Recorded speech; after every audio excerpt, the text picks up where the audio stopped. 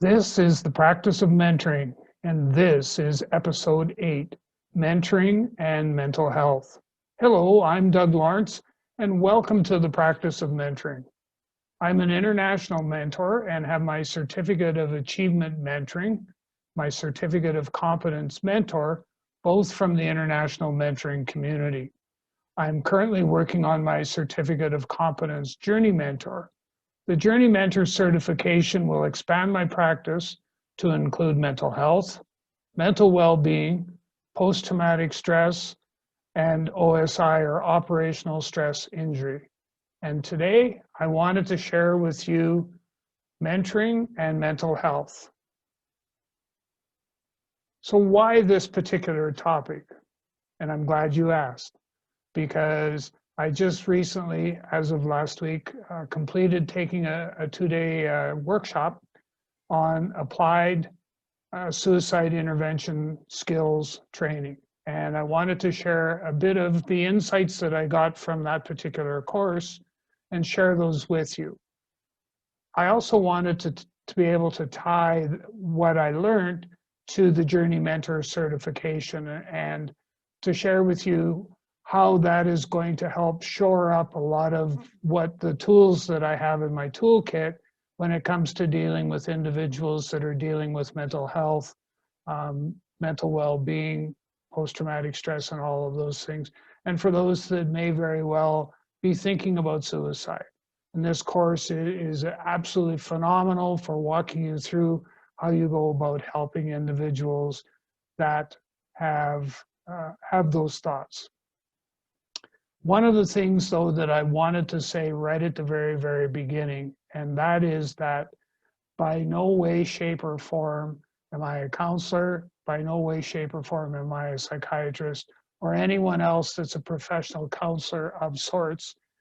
I am a mentor, a journey mentor, or soon to be a journey mentor, and my role is to be part of the support structure, to be able to walk beside, to be there to care and provide, basically to provide care for the individual who may very well be contemplating dark thoughts. So it's really important for us to understand that up front. And I just recently was asked the question again, are you not concerned about boundaries? And actually, boundaries were something I was going to touch on, but a little later on in the video, but I think I'll tackle it now. And so for me, boundaries in the mentoring space, we always have boundaries. We establish expectations, but we also set boundaries on what it is that we're, number one, comfortable in being able to deal with, but more importantly, knowing where the line, sort of the line in the sand is as far as when we're crossing over into another space that is beyond us. So, and by that I mean professional counseling, psychiatrists, professional nurses, all of those things. We're not here to provide competition or anything like that, but what we are is to be part of that support structure. And that's an important thing. So I know where my boundaries are, and I know when I need to hand off to somebody in order to get the proper care and the help that they need to be able to deal with whatever it is that they're tackling. So I hope that I'm able to clear, that I've been able to clear some of that up for you, that you understand that my role as a journey mentor or just as a mentor is to more or less be there to provide support as part of that support structure.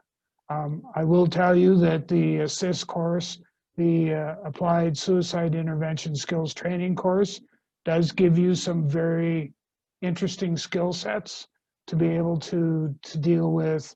You're kind of like a first responder is probably the best way, is that you're there kind of the first one on the scene, and you're able to do some things that will help until professional help, until the police arrive, or EMS or EMT, until any one or all of those people show up on the scene. So hopefully I've cleared that up for you. Here are some takeaways that I got from the course that I wanted to share with you today. Did you know fact. Reported suicides are just the tip of the iceberg.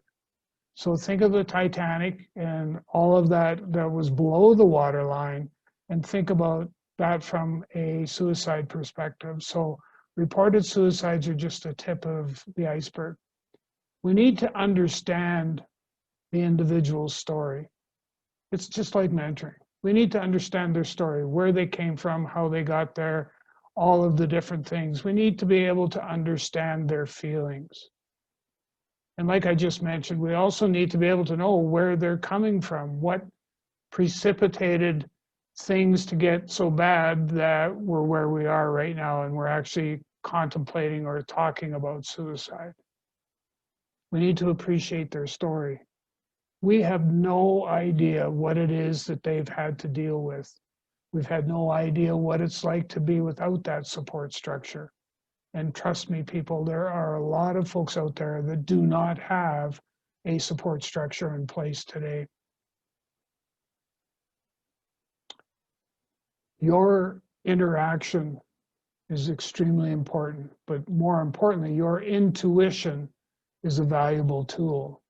When you think about it, is intuitively you can sense or detect or tell when something's not quite right. And you need to rely on that. Kind of that's your gut instinct, right? So it's really, really important that we rely on that intuition. And you know, at the end of the day, if you're not comfortable, you need to call for help. Part of what we went through with this workshop training course that I was on, the Applied Suicide Intervention Skills Training, was to do just that. When you reach a point where it's beyond you or you're not comfortable, you need to reach out and call for help yourself. So you probably need somebody to call 911 for you. You need somebody to get somebody else to come and help you to deal with the situation that, you know, that you've been confronted with. Your job, your role is not to fix. And I know that that's something that we all want to be able to do, but that's not our role in this particular case.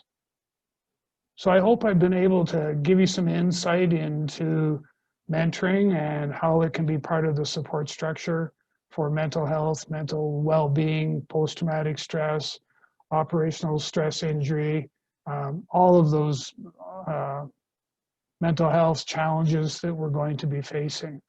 I hope I've been able to shed some light, and if you have any questions whatsoever, I encourage you to reach out to me. Now, you can actually get a hold of me. I'm going to be posting this on YouTube, LinkedIn, Facebook, Twitter. You can actually, if you go to YouTube and you click on the show more, the notes will drop down, and in there will be my web address. I'm going to give it to you right away here. But my web address is www.talentc, the word talent with the letter C on the end, .ca. So that's www.talentc.ca.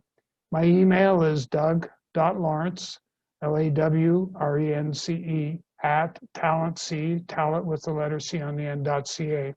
So once again, that's doug.lawrence @talentc.ca. If I can get you to do me a small favor before you click out of this, is if you could like, subscribe, comment, and share, I would greatly appreciate that, because the more people that we together can get this message out to, the better the world is going to be. So if you could do that for me, so like, subscribe, comment, and or share, I would greatly appreciate it. And in closing, I ask that you make every moment a mentoring moment. Thank you, and we'll see you next time.